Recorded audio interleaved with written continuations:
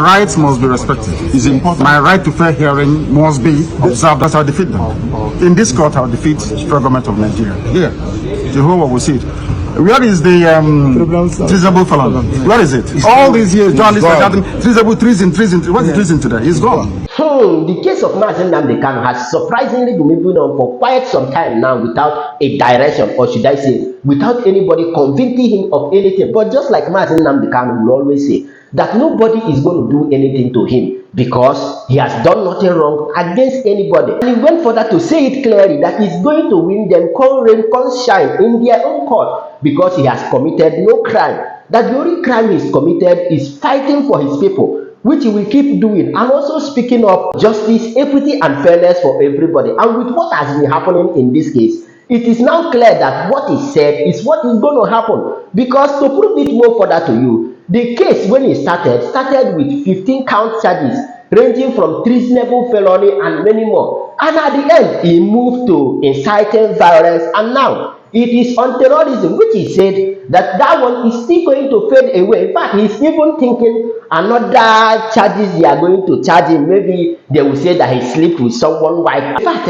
I am going to allow you to listen to what Nnamdi Kanu said in this video. And I also play Showore video where he agreed with what Nnamdi Kanu was saying. And according to Showore, he said that the case is going to go to a dead end because Nnamdi Kanu has done nothing wrong against anybody. In fact, as you are listening to those videos, make sure you are clicking on that share button. Share your thought with me on the comment section, and also subscribe in case if you have never done so for more update. And after that, I'll be back. Let's go there. The court is also entitled to change its mind as well, depending on the strength of the argument.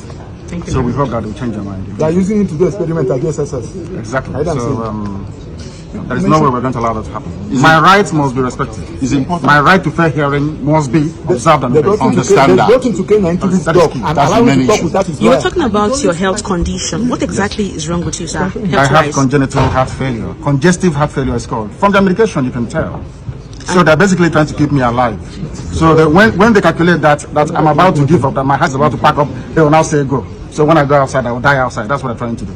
The medications they've been giving to you, has it not been working? It's not working. If it's working, why would I have all these lumps underneath my... And he has written a petition to the Nigerian Medical Association where they brought one quack doctor, somebody who's not a doctor, to treat him. To come and try and treat me. But doctor now, they don't know what they're doing. And they know they don't know what they're doing. Or else, why would I have this? As long as it remains in DSS custody, there won't be no trial. So what is your application for the court? Is seeking for a non-custodial arrangement by the court. You said house arrest. Exactly. I don't mind house arrest because I'll defeat them. In this court, I'll defeat the federal government of Nigeria. Here, Jehovah will see it. Where is the treasonable felon? Where is it? All these years, journalists are shouting, treasonable, treason. What is treason today? He's gone. In some way, this terrorism charge will go.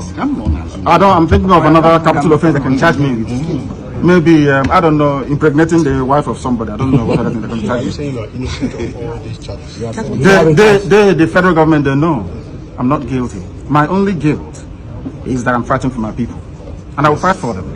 Okay, so last for justice and fairness and equity everywhere. Last question. As your family been able to... Anybody using IPOB to commit crime is a criminal. It's not part of this family. Our family is based on 4 cardinal points. You must be without fear before your enemies. You must speak the truth always, even if it leads to your death. You must help the poor and those who cannot help themselves, and be of good character that God may love thee. That's who we are. So what will be your words to those out there in the East who are killing in the name of IPOB? That they are criminals. They are criminals. They are not part of this family. We are called a family for a reason. We've come to serve our people, not to enslave them. Anybody conducting any type of activity that contravenes the welfare of our people is a criminal and must be dealt with. Thank you very much, sir. Any form of violence or subversion in the name of Biafra is not part of this family. Our family is noble. It's called IPOB. It's all over the world. So you condemn anything that has to do with killing? In total. Why would I kill? Violence. People have sacrificed my parents for them. Why would I want to kill any other person after that? Anybody who's committing crime in the name of IPOB is a criminal. I'm very excited to be here as always, even though, as usual, the DSS prevented me from entering the courtroom. But I'm a living witness to history. The first time my Mazda was abducted from Kenya and brought here, I was in court to warn them that, in fact, I was one of the few people that came here as soon as they did their kangaroo arraignment, that this case is not going anywhere, and that there's no way how it doesn't matter how long it takes, it's going to end up the way it started, as nothing, and it will end up as nothing, because there's nothing that can stand up on nothing. The foundation of this was malice. It was the suppression of a section of Nigerian people and the violation of the fundamental right of a Nigerian British citizen who was abducted from another country, brought here without due process, and detained indefinitely, even presented from having open and fair trial, which we have seen all over the time. As a matter of fact, today we already had an altercation with the DSS, preventing people from moving around here. But you know, they started by blocking everywhere. Now they are tired, they can't even block half of the road, because you cannot stop an idea whose time has come. And this is what we have won them. And I'm glad that they are reaching the dead end that we have predicted. The dead end is that there will be a no case submission. In fact, I would have an issue with the lawyers if I were to be involved, because there's no need to even file a no case submission in a case that never existed in the first place. But you have to do your own legal work. And let me use this opportunity to also appreciate all the lawyers and all the people who have stood in solidarity with Nnamdi Kanu. I said it that if it's the last person that will stand with him, I'll stand with him. And mine is not political. Yes. In fact, the most unpopular political decision to take in Nigeria is to stand with Nnamdi Kanu. So if you want to win an election, you know who to stand with, which is the federal government. Yes. But I'm not doing this to win an election. I'm doing it for the freedom of our people everywhere we might find ourselves. And I believe that if Nigeria is going to become one, it has to be on the basis of justice. You cannot be suppressing a section just as the right to flourish and think that you can go home to rest. And you have seen it now. Even those people who never believed Nnamdi Kanu a few years ago, they have seen it with what the Fulani herdsmen are doing, killing hundreds of people. They are doing it also in the southeast. They killed in Ebonyi, they killed in Enugu, they are killing in Edo, they are killing in Kogi, they are killing people across the country. Imo, yes, there was some killing. So this was what Nnamdi Kanu told you as a prophet. But he has always told me, when I met him in New York, that he's not a prophet.